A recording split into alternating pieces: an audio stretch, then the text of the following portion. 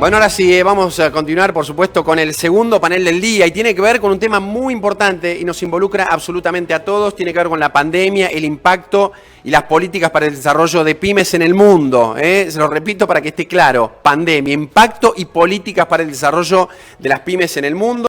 Allí los embajadores nos van a contar sobre el impacto de la pandemia de COVID en los distintos países, la situación del sistema productivo. Ahí ya estamos viendo quiénes van a disertar. Y en línea con ello, poder conocer cuáles fueron las herramientas y las políticas que el Estado en cada país desarrolló para promover la actividad industrial. Lo estamos viendo, estará con nosotros Daniel Scioli, embajador argentino en Brasil, Carlos Tomada, embajador argentino en México, Alfredo Bascou, embajador en Corea del Sur, quien se encuentra acompañado por el señor Jun, director de internacionales de la Federación de la Pequeña y Mediana Empresa de Corea, y también con nosotros estará Mayo Coliche Aude, que es embajadora de la Unión Europea en Argentina. Este panel tendrá la moderación de Mariana Perea, que es representante del Departamento de Mujeres de la Unión Industrial de la Provincia de Buenos Aires. Federico, muchas gracias. Bueno, quiero agradecer a todos por estar acá, darle una bienvenida especial a los embajadores que tenemos hoy con nosotros. Es un placer para nosotros contar con ustedes en este momento. Y bueno, le vamos a dar iniciativa a nuestro panel, con la primera pregunta que va a ir dirigida a todos ustedes, y vamos a comenzar con el embajador Scioli. ¿Cuál es el impacto de la pandemia y cómo afectó a la producción? Y frente a esta situación, ¿qué políticas tomaron el gobierno para acompañar al sector productivo?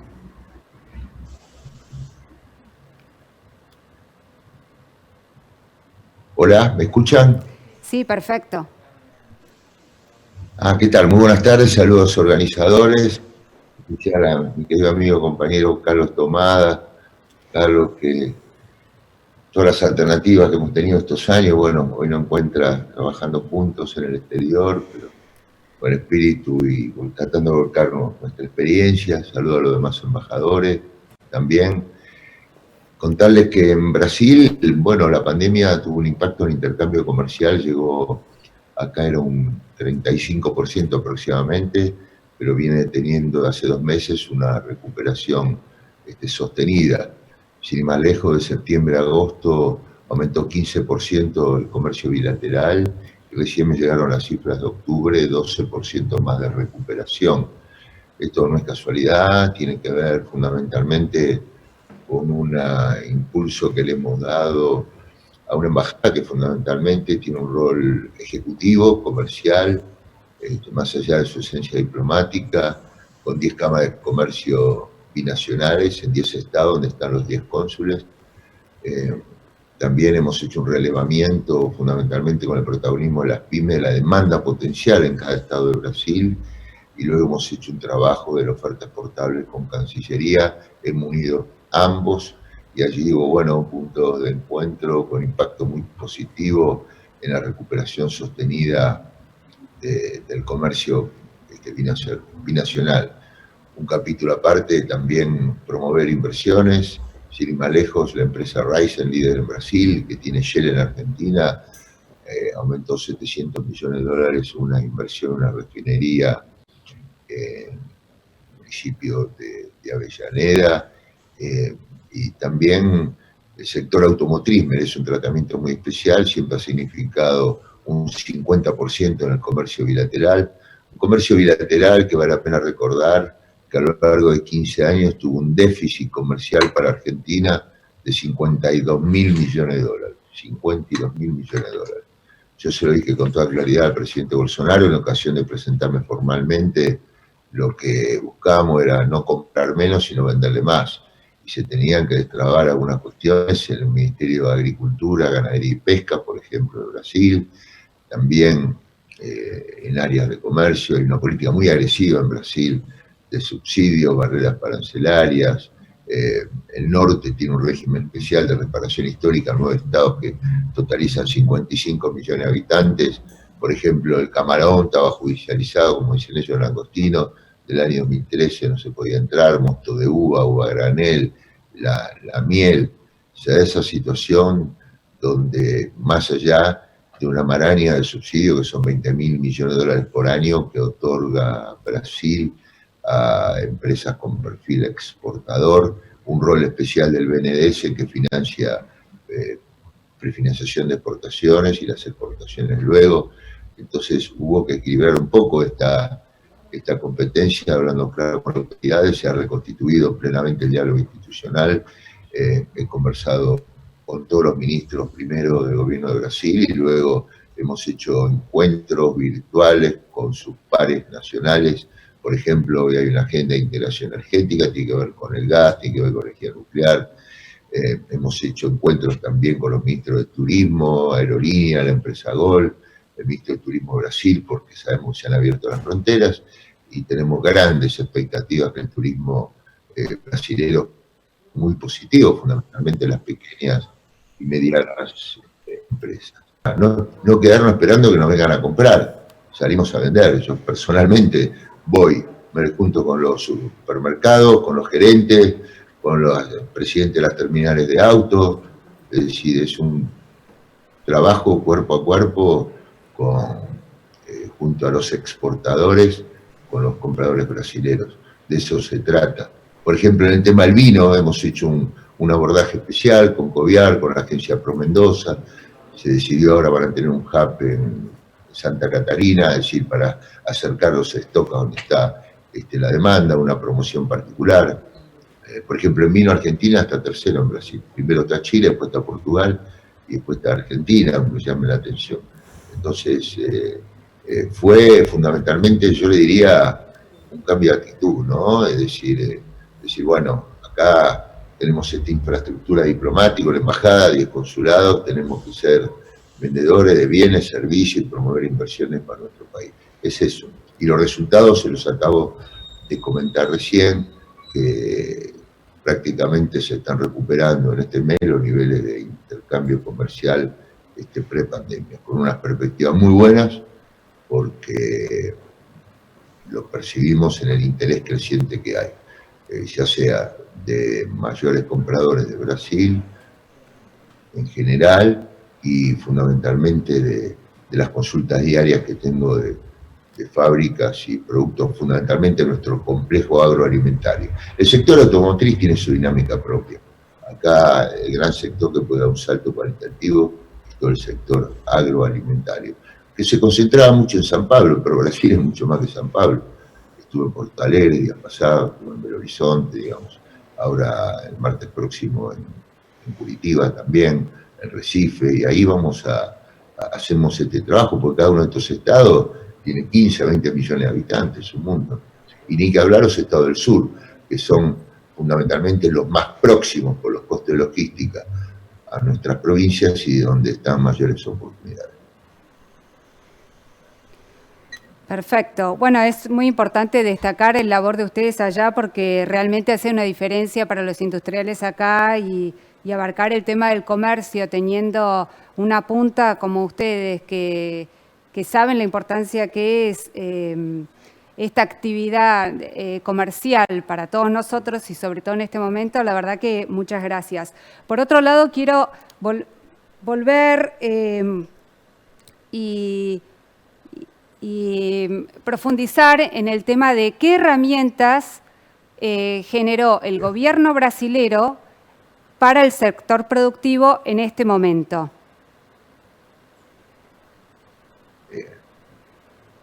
Son muy agresivos los brasileños en esto, muy agresivos. Bueno, prueba de ello, 52.000 millones de superávit tuvo Brasil, con un país 5 veces más grande que Argentina. Es decir, logró, en el marco del Mercosur, la instalación de muchas industrias, no solamente automotriz, autopartes, y fundamentalmente tiene un gran proteccionismo con aranceles especiales a productos que vengan inclusive de nuestro propio país.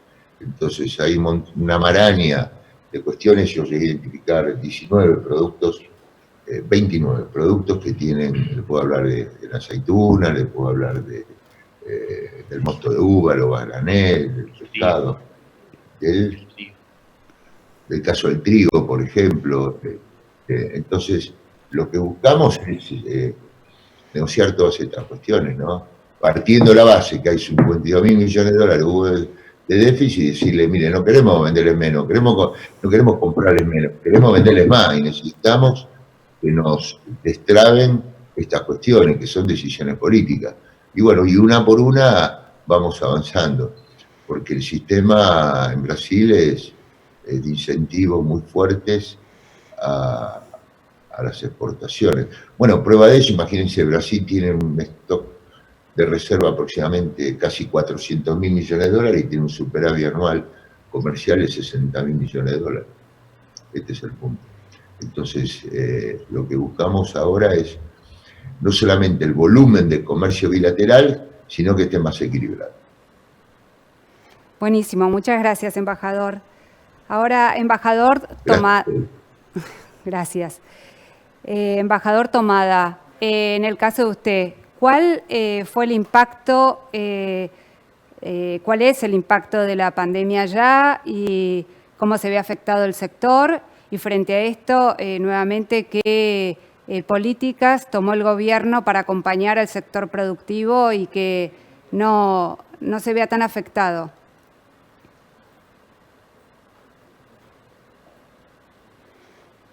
Bueno, buenos días primero a todos. En primer término, no puedo dejar de mandarle un gran abrazo a mi querido amigo y compañero, como él dijo, de tantos avatares, Daniel. Te deseo lo mejor y te mando un gran abrazo. Agradecer a la UIPA, también con quien hemos tenido tantos intercambios. Saludar a la embajadora ante la Unión Europea, y, a ver, dividir en dos partes la intervención. Por un lado, qué es lo que pasa en la economía mexicana y qué es lo que se ha hecho. Está claro que en México, previo al inicio de la pandemia, ya en el 2019, la economía mexicana mostraba que se iba a contraer. La contracción fue pequeña, pero fue una contracción del 0,2% en el 2019 en el PIB. Esa tendencia, obviamente, a la contracción se agravó durante este año con motivo de las medidas de restricción sanitaria que se adoptaron. El último dato que tenemos disponible en materia de caída interanual de la actividad económica es de un 17% para el segundo trimestre. Claro que el segundo trimestre ha sido el periodo que coincide con los mayores niveles de contagio y de cierre de actividades acá en México. Los sectores más afectados han sido el turismo, la construcción y la minería, pero en realidad ha sido el sector manufacturero el sector que ha sufrido más las medidas de restricción, y cuando hablo de esto hablo de la industria automotriz, de la industria aeroespacial, dos locomotoras del proceso industrial mexicano. La industria registró una caída del 26% interanual. Y este tipo de impactos obviamente no fueron solamente en la producción, sino que afectaron el nivel de las exportaciones y las importaciones, el tipo de cambio y, por supuesto, el empleo. El desempleo, que estaba en un 3,3% según la medición de México, pasó al 4%, aumentó un punto porcentual. Y esto fue acompañado por un crecimiento, como ha pasado en todos los países, de la informalidad y de la subcontratación. No obstante esto, ha empezado a haber en los últimos meses algún principio de recuperación. Yo diría que en términos generales hoy acá en México las expectativas son que el 2020 termine con esta fuerte contracción, con una recuperación modesta para el 2021, que no llegaría a revertir el daño económico que ha causado la pandemia en México, pero que estaría indicando un camino de recuperación, un sendero de recuperación de la economía mexicana hacia el 2021. Con relación a qué medidas ha adoptado el gobierno mexicano, yo diría que básicamente lo que ha habido ha sido, si nos fijamos centralmente en las destinadas a la industria y al comercio, yo diría que en general han sido medidas de apoyo financiero a microempresas. Se ha centrado en todo el sector de la mediana, pequeña y microempresa, así como de los autónomos o trabajadores independientes. Y en general las medidas han sido de tipo de facilitación de acceso al crédito, de tasa de interés baja, orientada hacia la producción centralmente, esquema de microcréditos para pequeños negocios familiares que tuvieran al menos 6 meses de antigüedad en la operación. Y eso en lo financiero. Y por otro lado, en otras medidas del gobierno nacional, yo diría 2. Una dirigida al estímulo, al acompañamiento a la economía digital, pero sobre todo para introducir este nuevo fenómeno tecnológico otra vez en las micro, en las pequeñas y en las medianas empresas. Y por otro lado, también utilizando este tipo de contacto virtual, estimulando las oportunidades comerciales para las pequeñas y medianas empresas exportadoras, empresas mexicanas exportadores con un formato a distancia y a partir de ahí armando esquemas de talleres virtuales. También, no solamente en lo que es exportación, también han abierto una línea de trabajo que llaman Mercado Solidario, por el cual hay una plataforma presentada desde el gobierno mexicano que brinda un espacio virtual para que las micro, las pequeñas y medianas empresas puedan contactarse con los mercados locales dentro del propio México para poder realizar sus transacciones. Y por último, yo diría que deberíamos mencionar las medidas que ha tomado el Banco de México de este orden en relación a el recorte de las tasas de interés y apertura de financiamiento a los bancos, pero para canalizar esos recursos hacia la pequeña y la mediana empresa. O sea, sintetizando mucho, yo creo que hay una fuerte decisión política en el gobierno de México de proteger de los embates de la pandemia a todo el sector del microemprendimiento, de la pequeña empresa y de la mediana empresa, tanto en el nivel de la producción local como en el de la exportación. Eso en cuanto a la primera inquietud. Si quieren, paso un poco a la segunda, que sí tiene que ver con digamos, qué se hace o qué hacemos desde la Embajada Argentina para posicionarnos en el escenario de la pospandemia. Sí, perfecto, embajador, continúe. Bueno, ahí lo primero que tengo que señalar, y después de haberlo escuchado a Daniel Scioli, lo ratifico. Lo interesante de este intercambio es que estamos de alguna manera poniendo en contacto a las tres principales economías de América Latina, ¿no? Me refiero a Brasil, México y la Argentina. Y cuyo vínculo trasciende el exclusivamente vínculo comercial para responder a otras tradiciones, a lazos históricos y culturales, y que en el caso de Argentina y México, hay que decirlo, coincide con un momento de fuerte sintonía política entre sus gobiernos.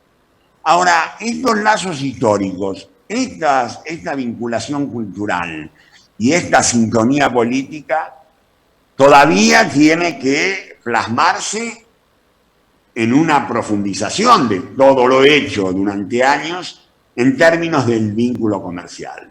Creemos que Argentina y México se deben a sí mismos un vínculo comercial más estrecho, y ahí es donde estamos concentrando, digamos, nuestros esfuerzos en esta primera etapa, esta protoetapa post-pandemia. Y en ese sentido, por mencionar algunas y muy concretamente, hemos estado trabajando en algo que para nosotros creemos que tiene un gran futuro, que es la asociatividad en general, la asociatividad entre empresas mexicanas y empresas argentinas. Creo que es un campo todavía inexplorado, pero que lo hemos centrado en este primer momento en aquellas startups de base tecnológica de ambos países, juntando a estas empresas con fondos de inversión mexicanos de capital emprendedor. Y hemos detectado un gran interés para este vínculo. Hemos empezado con la participación de 7 empresas mexicanas, 7 empresas argentinas y 3 mexicanas, empresas argentinas que son realmente startups, y 12 fondos de inversión locales, 12 importantes fondos de inversión mexicana en estas empresas de base tecnológica. Es un proceso que ha comenzado, hemos hecho un par de reuniones, se ha trabajado mucho en el cuerpo a cuerpo mientras la pandemia lo permitió, y se han sentado las bases para un interesante trabajo de ahora en más. Por otro lado, estamos trabajando en un negocio que tiene que ver con las empresas que fabrican maquinaria para la industria alimenticia, empresas argentinas que ya fueron visitadas por empresas mexicanas, insisto, en la etapa prepandemia, y en la que ya hay involucradas 18 empresas del sector lácteo y 10 del sector de embalaje y procesamiento. Esto da cuenta de un espacio que creemos que tenemos también que profundizar, que es el espacio de la exportación de maquinaria agrícola ganadera. En eso la Argentina tiene una larga experiencia, tiene buena tecnología y es muy respetada aquí en México. Por otro lado, se está trabajando en la promoción de la inversión de grupos mineros mexicanos en proyectos mineros de la Argentina. Acá este trabajo se ha desarrollado por ahora de manera virtual, y la idea es difundir los estímulos, pero también los límites que nuestro país tiene al desarrollar y al promover la llegada de grupos mineros mexicanos. Creemos que es un espacio también para trabajar de una manera responsable, de una manera atenta a este tipo de explotaciones, pero que no podemos dejar de lado. Estando acá, apareció la posibilidad de trabajar en en un intercambio tecnológico en materia de insumos médicos y sanitarios para atender la pandemia COVID-19. Acá un aviso al costado, digamos, no tiene que ver específicamente con el negocio comercial, pero sí da cuenta del estado de los vínculos entre Argentina y México. Tengo que mencionar lo que ha sido el acuerdo para explotar de manera conjunta la vacuna contra el COVID-19, donde la Argentina y México van a desarrollar de manera conjunta la producción de una vacuna, de aquella vacuna que se está terminando de legalizar, digamos así, de aprobar en la Universidad de Oxford. Una de las dificultades que estamos tratando de diluir, creo que algo también señaló Daniel, en el caso de México, Argentina tiene también, o debería tener también, la posibilidad de ampliar enormemente las exportaciones de trigo. Estamos en contacto con la provincia de Buenos Aires, casualmente trabajando este tema, partiendo de que México tiene un déficit estructural de casi 5 millones de toneladas anuales, que son cubiertas con importaciones de Estados Unidos y Canadá. También de Ucrania. Digo esto porque siempre se tiende a pensar que a partir del Tratado de Libre Comercio de América del Norte, nadie más puede entrar. Bueno, Ucrania entra y nosotros tenemos la aspiración de también poder acceder a ese mercado, a este mercado de México, y de una manera sistemática, continua, no solamente con 2 barcos, como ha ocurrido en los últimos 4 años. Termino señalando lo que para mí es, lo creo, lo más estratégico, que es, hemos iniciado las conversaciones con vistas a retomar una ampliación, una profundización del acuerdo estratégico entre Argentina y México. Ustedes saben que este es un acuerdo fundamental en el vínculo entre estos 2 países, data de 1994 y ha tenido adaptaciones en los últimos años.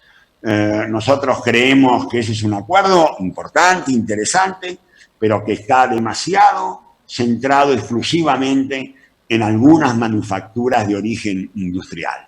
Y nosotros creemos que estamos en condiciones de una seguramente dura, difícil, pero productiva negociación con México para poder también tener acceso preferencial para nuestros bienes agrícolas y agroindustriales. Creemos que este tiene que ser el perfil de un nuevo vínculo más moderno, más actualizado entre Argentina y México. Concluyo señalando que hay señales de un cambio, de grandes posibilidades a explotar. No está todo hecho, ni es solamente coser y cantar. Creo que hay que trabajar mucho. México es hoy presidente pro tempore de la CELAC y en ese marco acabamos de firmar entre Argentina y México un acuerdo para establecer una agencia satelital que nos daría la posibilidad a la Argentina en primer término, pero a todos los países de América, en participar en la construcción de un satélite latinoamericano para explorar esos pequeños espacios de autonomía y donde Argentina puede lucir su prestigio y su alta calidad tecnológica en materia de satélites. Así que ese es nuestro escenario, esas son nuestras expectativas y ese es también nuestro compromiso de trabajo. Muchísimas gracias. Muchísimas gracias, embajador. Ahora vamos a pasar a escuchar las palabras del embajador de Corea, Basku, que nos envió antes. ¿cómo ves vos que afectó la pandemia en Corea? Sí, bueno, buenas tardes. La pandemia, como sucedió en todos los países del mundo, Corea sufrió tempranamente el impacto de la pandemia a nivel sanitario, a nivel económico, y fue el primer foco de contagio fuera de China. El primer caso se anunció el 20 de enero.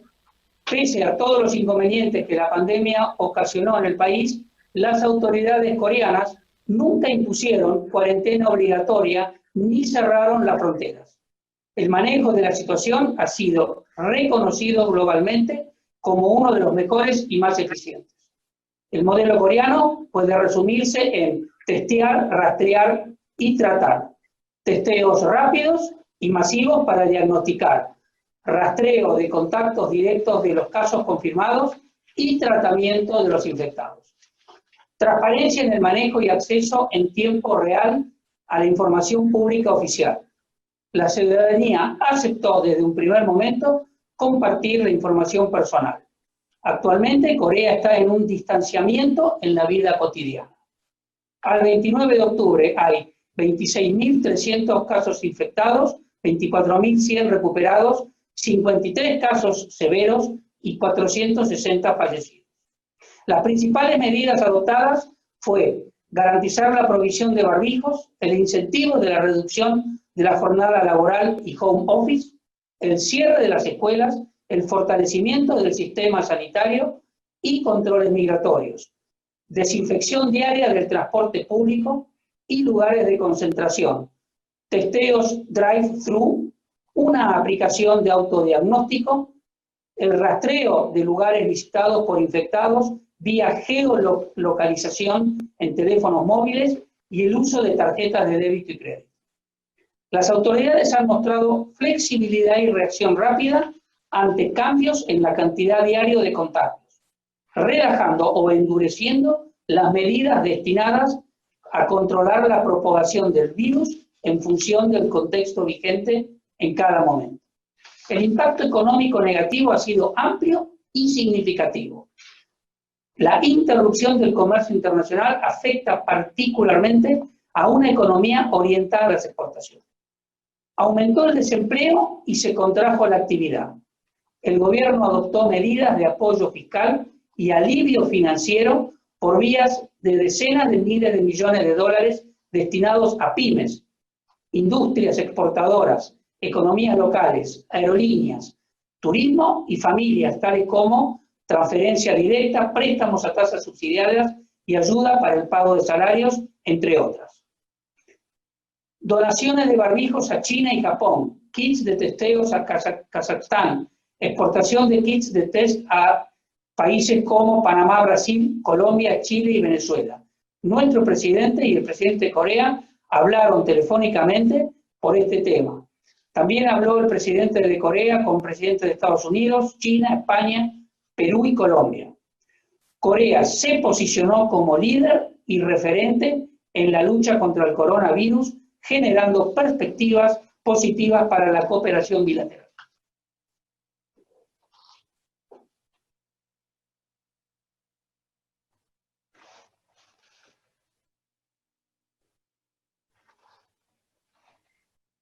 Muy interesante, Alfredo, muchas gracias.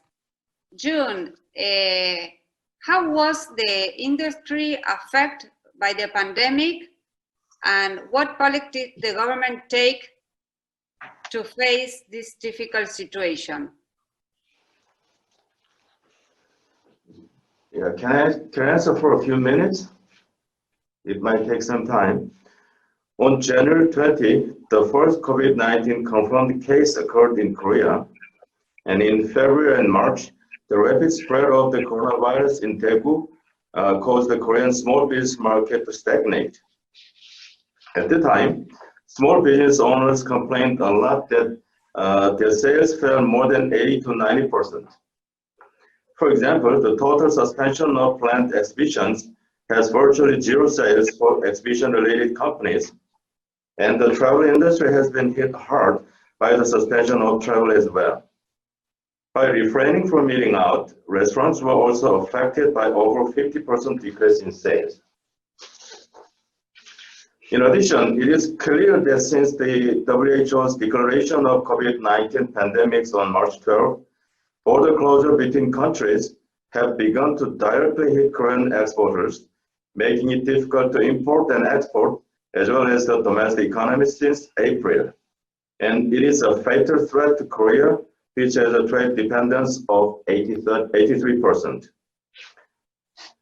For example, the IMF announced that Korea's economic growth rate will reverse from 2% in 2019 to minus 1.9% in 2020. It also announced that Korea's unemployment rate was 3.8% in 2019, but will expand to 4.1% in 2020. In terms of international trade, the report said imports would fall 5.6% on year and exports would fall 6.1% on year, while the actual Korea's exports fell 8.66% during the January through September period. According to the statistical data, Korea's industrial output fell 3.4% year-on-year in the second quarter of the year, when the country's industrial output was directly affected by the spread of COVID-19, and the latest index fell 3.4% in August. However, the economic growth rate in the third quarter increased by 2% year-on-year and also increased by 1.9% compared to the previous quarter. Fortunately, the negative impact has decreased relatively. The Korean government used various policies to minimize the damage caused by COVID-19. In the early days of COVID-19, it provided emergency management stabilization funds to small business owners and small and medium-sized entrepreneurs who lacked cash liquidity to alleviate the damage, concentrated on small business owners in the domestic market, and immediately expanded employment support funds to maintain employment in the affected industries. Korean government also tried to minimize the shutdown of companies through the best quarantine by preventing some people from hoarding through the management of quarantine products such as masks, and is doing its best to revitalize the domestic economy by providing disaster support fund to the Korean people, and by simultaneously implementing quantitative and qualitative mitigation measures such as expanding the government budget and lowering interest rates. In addition, Korean government has taken quick action by easing the sales limit, which is the standard for simple business operators, to ease the tax burden on small business. After the damage was extended to export business, Korean government introduced on-tax support policy for export business and self-isolation exemption system for entrepreneurs, and signed fast-track agreements with 5 countries such as United Arab Emirates, Singapore, Indonesia, China, and Japan. 12 entrepreneurs move in and out of the country easily while maintaining safety through following the quarantine rules. There are also good examples of cooperation from the private sector. Samsung, the largest company in Korea, helped the mass-producing SMEs to drastically increase the production through technical guidance, and it helped mass supply very much. Many building owners participated in the good rental movement to share the pain through rental fee reduction, and the government also gave them tax benefits. Many SMEs have rapidly developed and produced quarantine products such as COVID-19 diagnostic kits and KF94 masks to prevent virus infection, and take the lead in Korea's becoming a quarantine powerhouse and help drive the sluggish Korean economy. The Korean Federation of Small and Medium Business is a representative organization of Korean SMEs and has played a role in preparing various support measures by conducting frequent surveys about damage caused by COVID-19 and making urgent and necessary policy alternatives to the Korean government. As a result of the efforts of each economic entity, though the situation was not good, the economic activities were maintained without wide shutdown, but in compliance with the quarantine rules. And Korean exports, which had been on the decline since the outbreak of COVID-19, were also positive, with export rising 7.7% year-on-year in September, especially in the case of SMEs export, increasing 19.6% year-on-year. As COVID-19 is widely expected to be prolonged without an early end, and it is difficult to predict the future direction, the conflict between quarantine and economic stimulus measures is expected to be a worldwide headache. I think we all need to pull out our wisdom together to continue to research and solve it.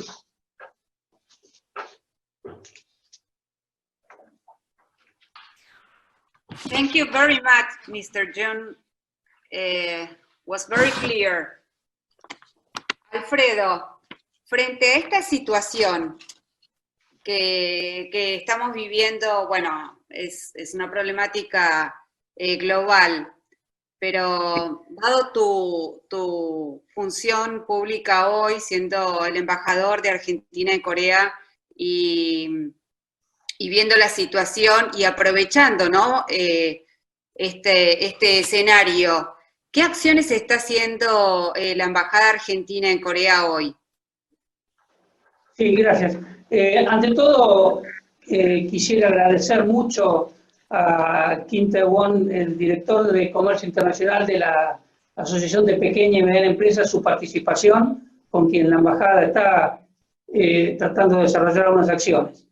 La tarea de promoción desde la Embajada está orientada a generar una relación madura y que salga de la tradición del intercambio de productos primarios. En este sentido, se vienen desarrollando algunas actividades y temas propuestos a la parte coreana que te paso a enumerar. Hemos propuesto una relación estratégica en materia agrícola al gobierno coreano a partir de unas tierras que Corea tiene en Argentina. Estamos trabajando y desarrollando el tema de startups argentinas y coreanas. Ya hemos llevado a cabo 2 videoconferencias y estamos por desarrollar una tercera videoconferencia donde ya creemos que hay un caso exitoso de una startup coreana y una startup argentina que van a empezar a trabajar en forma conjunta. Relacionado a este tema, creo que es importante decir que la pandemia ha ayudado a que nosotros podamos realizar algunas de las acciones que estamos realizando que hubiesen sido de difícil ejecución o de poner en práctica de no ser por este mecanismo de las videoconferencias. También estamos trabajando en el desarrollo de un tema incipiente que es el tema del hidrógeno. La Argentina podría convertirse en un proveedor importante de hidrógeno verde y Corea es un gran consumidor de hidrógeno como combustible y como combustible para acerías o cementeras. Hemos vinculado a distintos sectores de actividades sindicales, de sindicatos de Haití, de metalmecánica, de aeronavegación y de capacitación. Creemos que en algunas de esas áreas va a haber, sobre todo capacitación y Haití, va a haber una continuidad en la relación con las contrapartes coreanas. Estamos desarrollando todo lo que es la promoción y la venta de los vinos. La Argentina es un país reconocido en el tema de los vinos y acá hemos llevado varias acciones de promoción. Aún en medio de la pandemia se han realizado algunas pocas acciones, diría presenciales, de promoción de vinos y vamos a llevar a cabo 1 o 2 más antes del fin de año. Se ha firmado un MOU en ciencia y tecnología el año pasado y este año se está por ratificar, sobre todo para trabajar en temas de inteligencia artificial, Big Data y de 5G. Otro tema también que hemos desarrollado es el tema del manejo y la administración del agua. Hemos vinculado a AISA de la Argentina con la empresa Seoul Water, Arisu, en donde ya han desarrollado una videoconferencia a fin de comenzar una relación de cooperación entre ambas instituciones. Hemos realizado una primera misión virtual con la Asociación de Importadores de Corea y Empresas de la Argentina, que fue con pocas empresas porque fue a fin de poder probar cómo podría resultar el sistema y la metodología, y eso nos dio la esperanza. Vamos a poder realizar otra quizá o antes de fin de año o a principios del año próximo, lo mismo que con la asociación del señor Kim, poder realizar alguna de estas misiones virtuales. También hemos desarrollado la relación en el sector de las cooperativas. Se ha firmado un memorándum y ya hay una cooperativa argentina participando en un consejo agrícola de cooperativas aquí en Corea. En materia cultural hemos abierto una academia de tango y una sala de cine que funcionan en forma gratuita para todos los que quieran asistir, que bueno, ahora está cerrada por la pandemia, pero ha llegado a tener gran cantidad de participantes. Así que esperamos que todas estas actividades contribuyan a la diversificación de negocios para jerarquizar y ampliar la relación con Corea. Desde la Embajada, por supuesto, estamos a disposición y al servicio de todos los argentinos que quieran poder desarrollar alguna tarea o algún negocio o alguna actividad con Corea.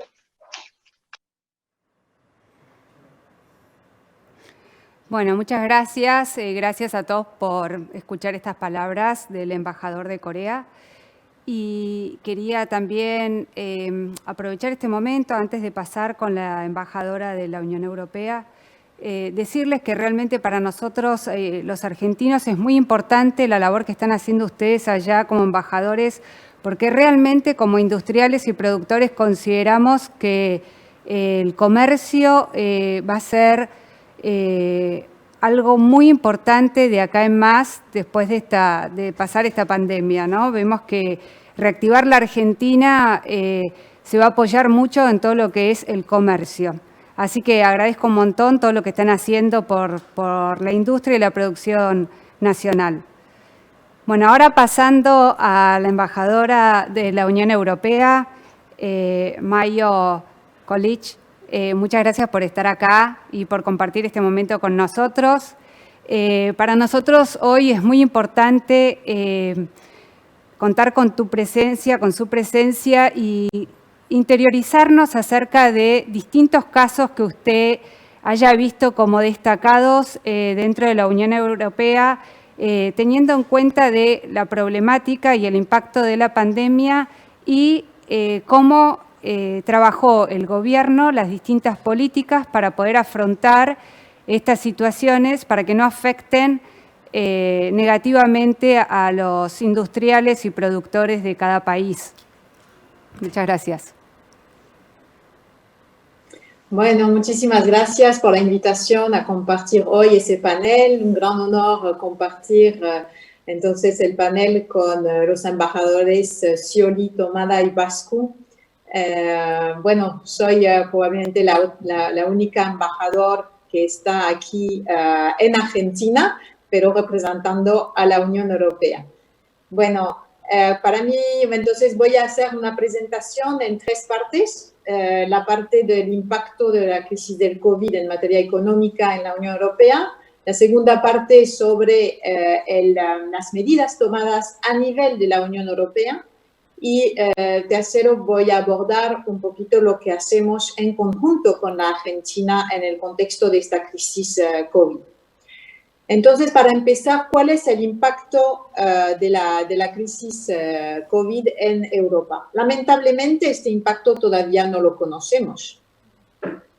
Hemos pretendido poder evaluar el impacto al finales de la primavera europea porque pensábamos que estábamos quizás terminando poco a poco la pandemia y nos damos cuenta que no es el caso.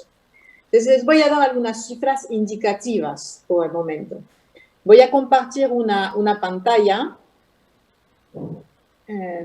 Aquí está. Voilà. Entonces, esos son pronósticos que se hacían a final de la primavera europea, hace ya 4 meses, ¿no? 5 meses. Pues entonces se ve que hubo un fuerte decrecimiento del PIB, la economía europea se contrairía en 8.3% en 2020 y se preveía que se podría crecer de 5.8% en 2021. Estas cifras se tienen que revisar, obviamente. Como saben, muchos países europeos están volviendo a un confinamiento, así que eso no nos permite saber todavía en muchos detalles. Voy a compartir después otro esquema que indica un poco cómo fue la tendencia del desempleo en Europa con la crisis del COVID.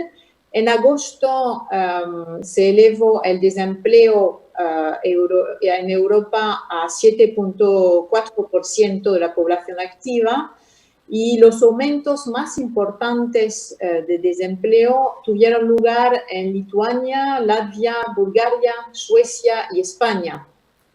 El impacto en la economía europea de la crisis del COVID es simétrico en el sentido de que la pandemia ha afectado a todos los Estados miembros. Sin embargo, tanto la caída de la producción en 2020 como la esperanza de repunte en 2021 va a diferir notablemente.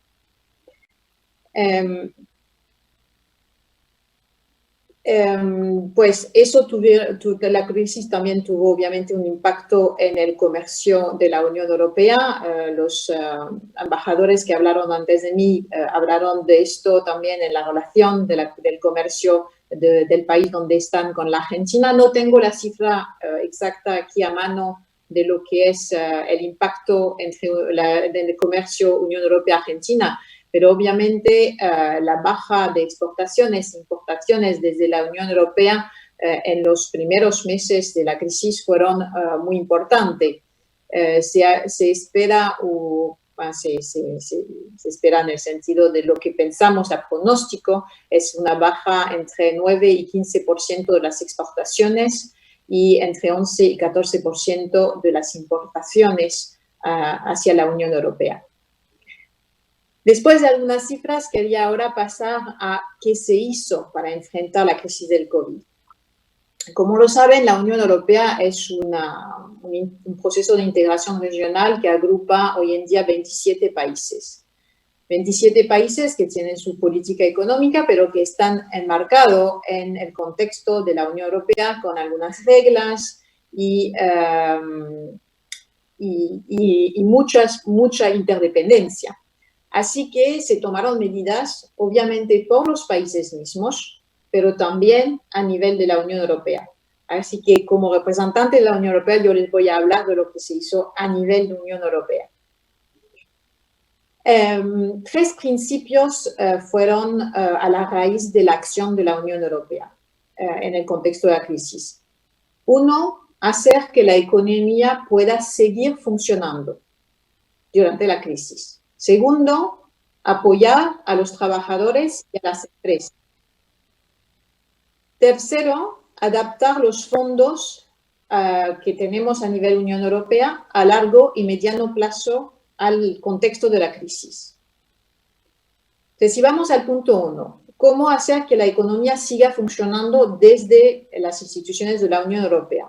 Pues, intentar de que las medidas que se tomen a nivel de cada Estado miembro permita que la economía siga funcionando en el sentido que si se cierran fronteras para impedir la circulación de personas, que es totalmente libre normalmente dentro del espacio Schengen que cubre la gran mayoría de los países de la Unión Europea, bueno, se pueda continuar a trasladar productos, que las infraestructuras de transporte puedan seguir funcionando.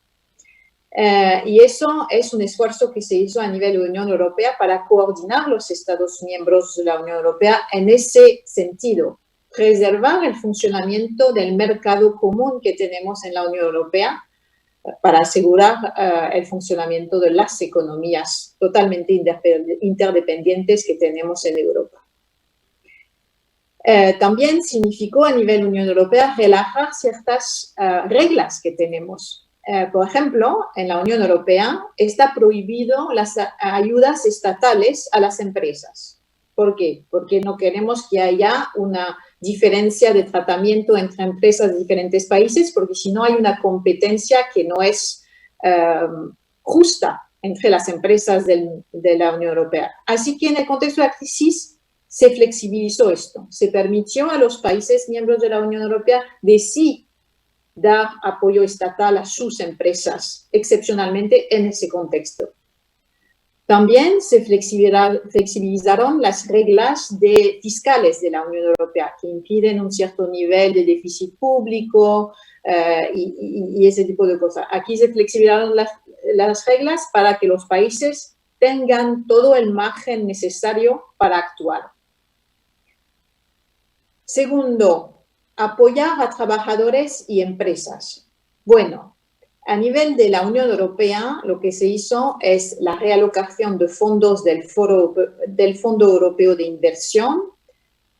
También se adaptó la inversión del Banco Europeo de Inversión y la actuación del Banco Central Europeo. Además, el programa SURE se creó en ese contexto para apoyar a los trabajadores. Voy a explicar un poco cómo funciona el programa SURE, que puede ser de interés para las políticas públicas también en Argentina, que también Argentina tiene sus esquemas de apoyo a empresas y a trabajadores.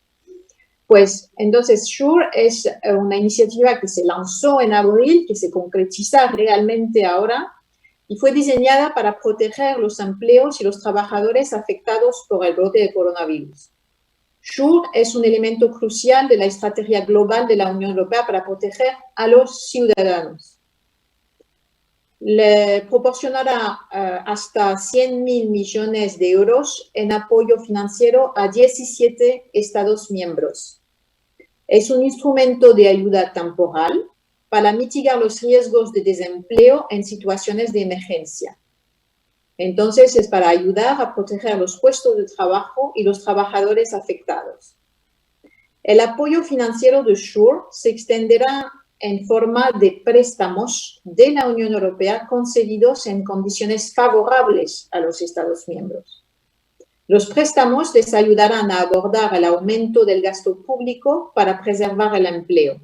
Específicamente, los préstamos ayudarán a los Estados miembros a cubrir los costes directamente relacionados con la financiación de planes nacionales de trabajo a tiempo reducido y otras medidas similares que han puesto en marcha como respuesta a la crisis. Los planes de trabajo de corta duración ayudan a mantener los ingresos de las familias y preservan la capacidad productiva y el capital humano de las empresas y la economía en general. El programa SURE se financia a través de los mercados de capitales garantizados por el presupuesto de la Unión Europea. Y el 21 de octubre, entonces relativamente recién, la Comisión Europea emitió un bono social inaugural de 17.000 millones de euros y los inversores han mostrado un gran interés en estos bonos sociales. Y la demanda de suscripción ha superado en más de 13 veces a la oferta, lo que se ha traducido en una remuneración favorable para los bonos sociales. Las condiciones en las que la Comisión Europea toma prestados los fondos se repercuten directamente sobre los Estados miembros beneficiarios de los préstamos. Eso sería el programa SURE. Después también, como lo decía, el Fondo Europeo de Inversión, el Banco Europeo de Inversión están apoyando a las empresas como tal. Se pone a disposición en abril anunció la Comisión Europea poner a disposición una financiación estimada en 8.000 millones de euros para proporcionar un alivio financiero inmediato a las pequeñas y medianas empresas en toda la Unión Europea. La Comisión ha desbloqueado 1.000 millones de euros del Fondo Europeo de Inversión Estratégicas para que sirvan de garantía al Fondo Europeo de Inversiones para incentivar a los bancos locales y otros prestamistas a proporcionar liquidez a lo menos 100.000 empresas, medianas y pequeñas empresas en Europa. Algunos ejemplos. Se apoya a las pymes de los sectores culturales y creativos de Bulgaria, de Estonia, Letonia, Lituania y Finlandia. Además, alrededor de 8.000 pequeñas y medianas empresas en Italia recibirán el apoyo para sus proyectos de inversión, para ayudarles a recuperarse de la crisis económica y para su transición verde. 900 millones de euros fueron desbloqueados para apoyar a la recuperación económica de las empresas españolas a través de inversiones en innovación, digitalización y mitigación y adaptación al cambio climático. Estas son las medidas concretas que se tomaron a nivel de la Unión Europea. Hay medidas complementarias. Lo que me gustaría tocar ahora es la tercera parte de esta respuesta a nivel Unión Europea a la crisis. Es la reorientación de los presupuestos a mediano y largo plazo. En julio pasado, los países miembros pusieron sobre la mesa un plan de recuperación de la crisis COVID, un plan de recuperación verde. La prioridad en la Unión Europea es de hacer la revolución verde, la transformación digital y conjuntamente crear un nuevo tipo de economía. Pues en el contexto de la crisis COVID decidieron un fondo de 750.000 millones de euros para poder hacer esa transformación, esa inversión nueva en empresas afectadas por el COVID, pero inversiones que sean verdes, que sean para esa transformación hacia el futuro. Y eso igual con el presupuesto regular de la Unión Europea, enfocado a la revolución verde. Significa inversiones en eficacia energética, en energías renovables, en cosas como concretas. Cuando se da apoyo a líneas aéreas, por ejemplo, se da apoyo a esas empresas con una condición de que puedan revisar sus modos de funcionamiento para emitir menos carbono. La manera de volar permite a veces consumir menos, emitir menos emisiones de carbono, el tipo de trayectos que se cubren y ese tipo de elementos. Todo esto está tomado en cuenta a la hora de dar dinero para inversiones para recuperar de la crisis del COVID. Queremos una recuperación diferente, queremos construir y tomar esta oportunidad para reconstruir mejor. Finalmente, les voy a hablar de lo que hacemos como Unión Europea con la Argentina en el contexto de la crisis. En este contexto donde todos estamos aprendiendo de cómo gestionar la crisis del COVID, pues hemos organizado intercambios de experiencias entre ministerios argentinos y ministerios de varios Estados miembros de la Unión Europea sobre, por supuesto, las temáticas de salud que nos preocupan a todos, pero también sobre estas medidas económicas y sociales. Y a partir de este intercambio de experiencias se generan más ideas y en el beneficio de todos, ¿no? Hay cosas que funcionan, que no funcionan, pero ese trabajo lo queremos seguir. Tenemos organizado lo que llamamos una mesa COVID, donde reunimos a todos los ministerios interesados para poder avanzar en estos intercambios de experiencia y ha sido muy apreciado por ambos lados hasta ahora. También estamos proponiendo esta recuperación verde. ¿Cómo vamos a poder apoyar con cooperación internacional desde la Unión Europea para asegurar la recuperación verde también en Argentina y en el mundo entero? Eso es una gran área de trabajo que tenemos ahora y pues es una ocasión con este foro con pymes de comunicárselo y que estamos a la disposición para hablar de este tema aún más en detalle. Para su información, mañana y durante 3 días habrá un foro sobre este tema de la recuperación verde coorganizado por Eurocámara, que es la Federación de las Cámaras Binacionales Europea-Argentina, y la CEMA, la Cámara Medioambiental de Argentina. Si tienen la ocasión de conectarse, aprenderán más sobre el concepto de recuperación verde. Pues ahora, para concluir, solamente decirles que, como lo vemos, la crisis del COVID afecta mucho a las pymes, pero también sabemos que para salir adelante es necesario la cooperación internacional, la solidaridad internacional y la transparencia en nuestras relaciones.